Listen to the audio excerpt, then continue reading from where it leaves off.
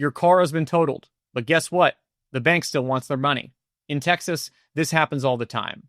The insurance payout doesn't match the loan on your car, so now you're stuck with no car and a leftover bill. And if you don't understand how total loss payouts work with loans, then you might be stuck paying thousands of dollars for a car you can't even drive. This video breaks down exactly what to do if your car has been totaled and you still owe money, from gap insurance to negotiating payouts.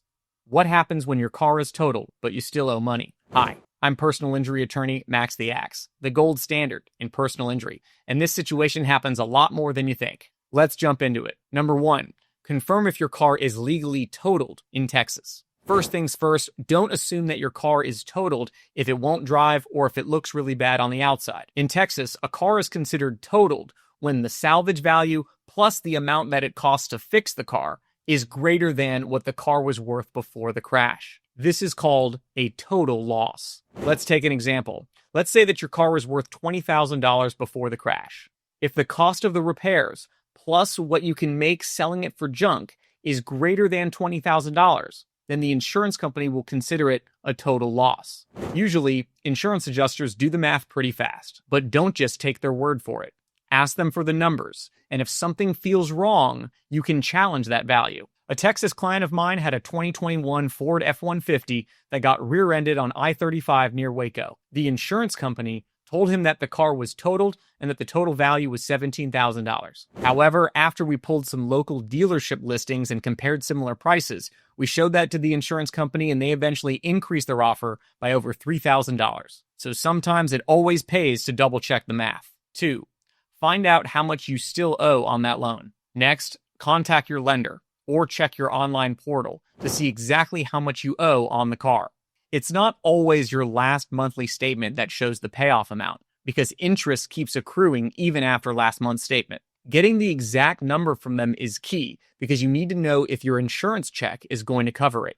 For example, one Houston client of mine had a loan that was still $18,000 outstanding. Her insurance company only offered $15,000, leaving a $3,000 gap. This is what's called being upside down on your loan. Understand how insurance pays out for a totaled car with a loan. Here's how the process works in Texas. If your car is totaled and you still owe money, your insurance company will, 1, figure out your car's actual cash value before the crash.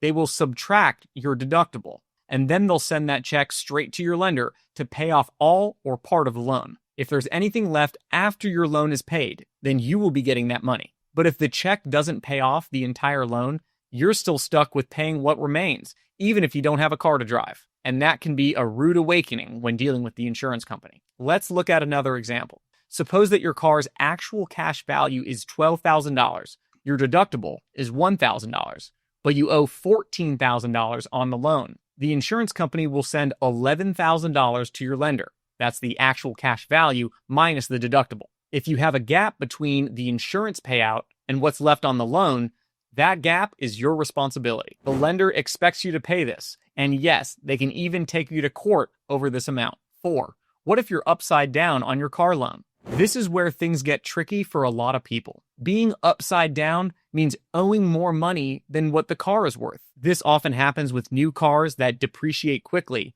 long loan terms, or small down payments. So what can you do if you're left owing money after a total loss? Here are some options. A, gap insurance. Gap insurance is a separate policy that covers the difference between the actual cash value and what you owe on the loan. If you have it, you're in luck. Once your main insurance pays out, the gap insurance will cover the rest, or they'll cover most of it. You may still owe your deductible, but that is usually it. I had a client down in San Antonio who just bought a new Toyota Corolla for about $25,000 and totaled it 6 months later. He owed $25,000 on it, and the insurance only paid $20,000.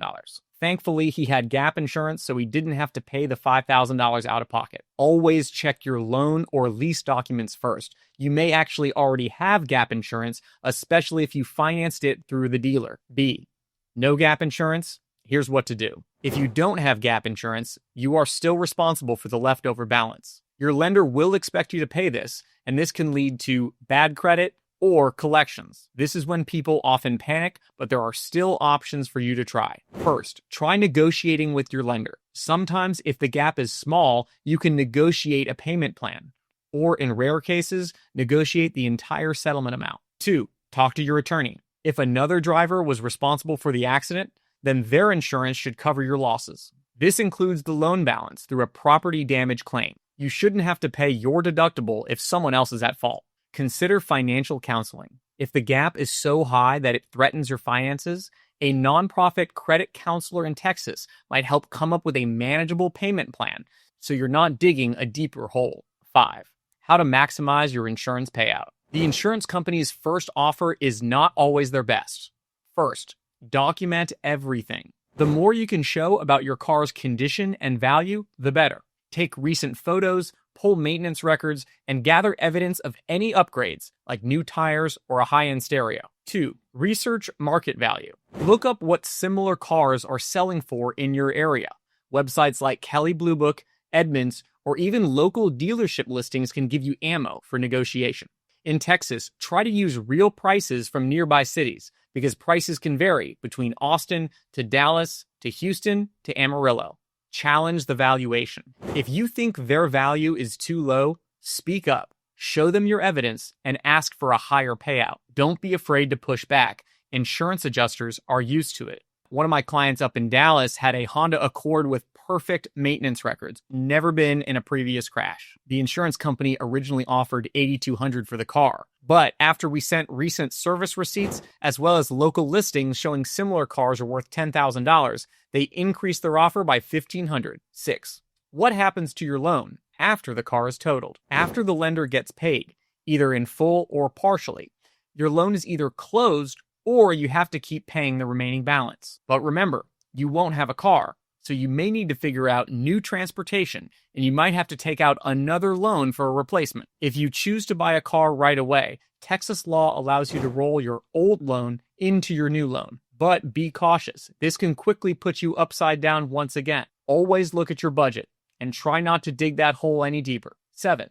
What if the accident wasn't your fault? If somebody else caused the accident, you have the right to make a claim against their insurance. In Texas, the at-fault driver's insurance company is legally responsible to pay you for the damage that's caused. And in this case, that's the fair market value of your car, even if you owe more than that. A client of mine in El Paso was rear-ended at a stoplight. Her car was totaled, and she owed about $5,000 more than it was worth. The other driver's insurance paid for her car's value, but she was still upside down $5,000. If this happens to you, you may have a claim for your financial losses, but these cases are extremely tough. An attorney can help you build a strong claim against the other person's insurance company. 8. What about your personal belongings? If your car is totaled, remember to remove all of your personal belongings before it's towed or sold at salvage. Your insurance policy may cover the loss of your personal belongings, but you will need to have proof. For example, if you had a laptop or a car seat in the back seat, make sure that you take photos and send the receipts to your adjuster. Number 9, watch out for insurance tactics. Insurance companies are in the business of making money, not paying out what's fair. In Texas, you have the right to challenge their lowball offers, to ask for a breakdown of how they calculated your car's value. You even have a right to complain to the Texas Department of Insurance if you feel you've been treated unfairly. Here are some common tactics to look out for. Rushing you or pressuring you into a quick settlement, claiming that your car is worth less than what it really is. Ignoring those extra features that you paid more for or recent repairs. Take your time, get everything in writing, and don't be afraid to ask questions. 10. When should you call a lawyer? If you're getting nowhere with the insurance company, you owe a big balance, or you feel like you're being treated unfairly, it's a good idea to call a Texas attorney who knows car accident law. We can negotiate on your behalf, fight lowball offers, and help you avoid mistakes that can cost you thousands. We can also handle all claims against the at-fault driver's insurance. I've helped Texans from Houston to Midland turn confusing insurance paperwork into clear solutions, sometimes putting thousands back into their pockets or wiping away the excess loan. What you've learned. You've just learned exactly how to handle a total car loss when you still have a loan. From understanding the insurance process, to negotiating with the insurance company, to knowing what to do if you have a leftover balance. The key is to stay calm, get the right numbers, talk to your lender, and know your rights. But here's the thing. The insurance process isn't always straightforward.